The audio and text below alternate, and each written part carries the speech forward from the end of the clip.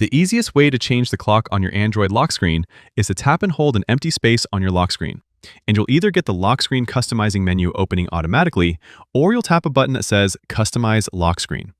The menus will look slightly different depending on what type of phone you have, and I'll show this on both a Pixel phone and on a Samsung Galaxy. On my Pixel phone, the options on the top are focused on the wallpaper and style.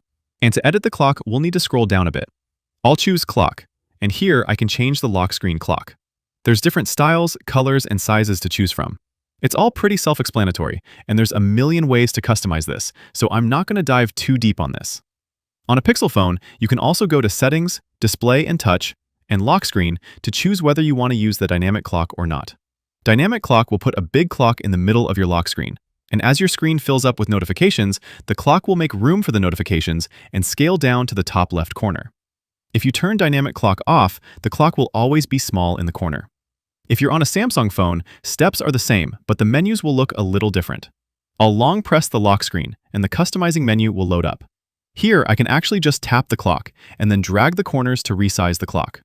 And of course, on the bottom, I have all the usual font and size settings, as well as the ability to change to a completely different style of clocks if I want to. And there you have it. Let me know how it goes, and click that like button on your way out if this video helped you. Thanks all, until next time.